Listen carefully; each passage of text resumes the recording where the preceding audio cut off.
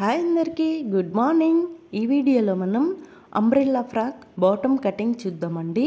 పైన టాప్ కాకుండా ఓన్లీ కింద వరకే చూపిస్తున్నాను. దీనికైతే మనం 3 మీటర్స్ క్లాత్ తీసుకొని ఇలాగైతే క్లాత్ని మడత వేసుకొని మనం ఈ 3 మీటర్స్ క్లాత్ని ఇలాగ క్రాస్ ఫోల్డింగ్ చేసుకోవాలండి. క్లాత్ని అయితే ఫస్ట్ మనం ఇలా క్రాస్ ఫోల్డింగ్ చేసుకొని మనకి చేతి వైపుకి ఎటువైపుకి అయితే వీలుగా ఉంటుందో కటింగ్కి అటువైపు క్లాత్ మలుపుకుంటున్నాను. నేను ఇలా వేసుకుంటే నాకు కటింగ్కి నీట్గా ఉంటుందని ఇలాగైతే నేను కటింగ్కి పెట్టేసుకుంటున్నానండి. క్లాత్ని అయితే ఇలాగ నేను క్రాస్ ఫోల్డింగ్ చేసుకున్నాను. 2 స్టెప్స్ మడత వేసుకున్నానండి. 3 మీటర్స్ క్లాత్ని నేను 3 మీటర్స్ క్లాత్ని 2 స్టెప్స్ వేసుకొని ఇలాగ క్రాస్ ఫోల్డింగ్ చేసుకున్నాను అన్నమాట. ఇప్పుడు మనం కటింగ్కి చూద్దాం. కొలతలకి నేనైతే ఇది ఇప్పుడు 4 ఫోల్డింగ్స్ వచ్చింది కదండి. మనకైతే కస్టమర్ నడుము ఎంతైతే ఉందో అంతా తీసుకొని 4 ఫోల్డింగ్స్ అయితే చేసుకోవాలన్నమాట. మరి మనం ఇది చూడండి. ఇప్పుడు కస్టమర్ నడుము ఎంత అంటే 34 వచ్చిందనమాట.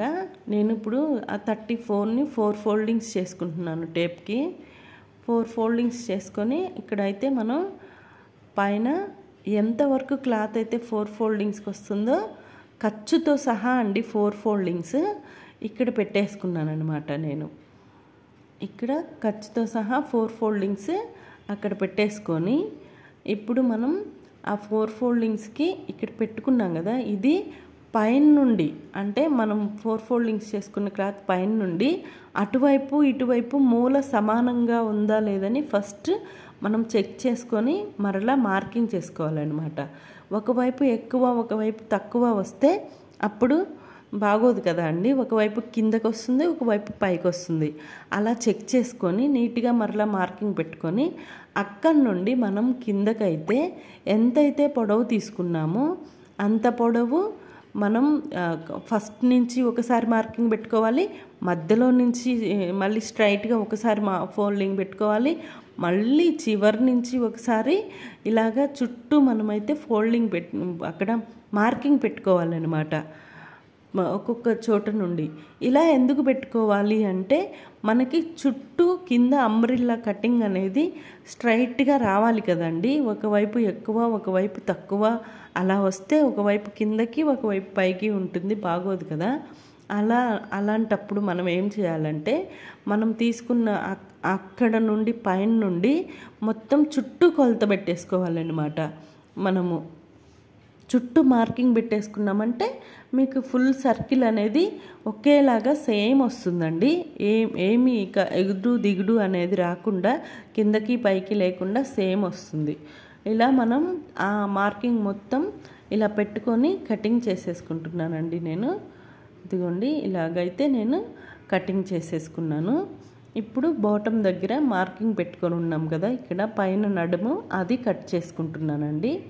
ఇలాగైతే నడుము కట్ చేసుకున్నాము చూడండి. ఇప్పుడు మనం ఈ కింద వాటికి మళ్ళీ మనకి అతుకులు కావాలి కదండి. ఇక్కడ ఇది అతుకులకి మనం క్లాత్ వేసుకోవాలన్నమాట. ఇది 3 మీటర్స్ క్లాతే ఉంది కాబట్టి నాకు చాలా పెద్ద అతుకు వచ్చిందండి. లేదు మన దగ్గర 4 మీటర్స్ 5 మీటర్స్ క్లాత్ ఉందనుకోండి, మనం ఇలా 2 ఫోల్డింగ్స్ కాకుండా క్లాత్ని 4 ఫోల్డింగ్స్ కూడా చేసుకొని మనం వేసుకున్నామంటే ఇలా అతుకు ఏమీ రాకుండా కూడా నీట్గా వస్తుందండి కటింగ్ అయితే. నేను అలాంటి కటింగ్ కూడా 4 మీటర్స్ క్లాత్కి 5 మీటర్స్ క్లాత్కి కూడా అంబ్రిల్లా ఫ్రాక్ కటింగ్ ఉందండి ఈ వీడియోస్లో, లాంగ్ వీడియోస్లో. కావాలంటే మీరు ఒకసారి చెక్ చేయండి, ఒక్కసారి విజిట్ చేసి చూడండి. అసలు అతుకు లేకుండా కూడా ఫ్రాక్ వస్తుందండి అంత పెద్ద క్లాత్ ఉంటే. ఇప్పుడు మనకి తక్కువ క్లాత్ ఉంది కాబట్టి ఇందులోనే మనం తీసుకోవాలి కాబట్టి ఇందులోనే తీసుకుంటున్నాం. ఇప్పుడు మనం అతుకులకైతే ఇలాగా క్లాత్ వేసేసుకొని ఆ కొరవ దగ్గర మనం పైన నుంచి మరలా మార్కింగ్ పెట్టుకుంటున్నాం. ఎందుకంటే మనకు అంతా సమానంగా రావాలి కదండి. అతుకులు ఖర్చు వరకు మనం పైకి అక్కడికి పెట్టేసుకొని ఆ మిగతాదంతా ఇక్కడ టేప్ తోటి పొడవు ఎంతైతే ఉందో అంతా నేను సేమ్ మార్కింగ్ అయితే చేసుకున్నాను అన్నమాట. అది ఇప్పుడు మరలా కట్ చేసుకుంటున్నాను చూడండి అక్కడ వరకు.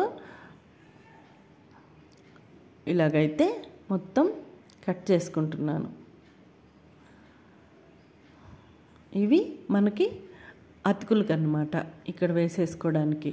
చూడండి ఇలాగైతే అతుకులకి క్లాత్ కట్ చేసేసుకున్నాను. ఇదైతే మనకి అతుకులకి వస్తుందండి క్లాత్.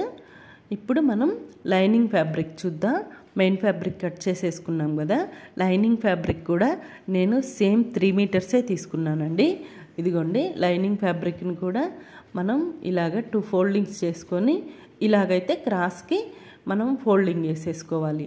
ఇలా ఫోల్డింగ్ వేసేసుకొని ఇలా పెట్టేసుకోవాలన్నమాట మనం. చూడండి ఇదిగోండి అలా 2 ఫోల్డింగ్స్ ఉన్న క్లాత్ని 4 ఫోల్డింగ్స్ చేసుకొని ఇలాగైతే మనం వేసుకున్నామండి. ఇప్పుడు అయితే మనం ఈ క్లాత్ని మెయిన్ ఫ్యాబ్రిక్ తోటి కట్ చేసేసుకుందాం. మనం ఆల్రెడీ మెయిన్ ఫ్యాబ్రిక్ కట్ చేసి పెట్టేసుకున్నాం కదా, నేనైతే మరలా టేప్ కొలత తీయడం ఎందుకని ఆల్రెడీ మెయిన్ ఫ్యాబ్రిక్ మనమైతే కట్ చేసి పెట్టుకున్నాం కాబట్టి అదే వేసి తీసుకుంటున్నాను అన్నమాట.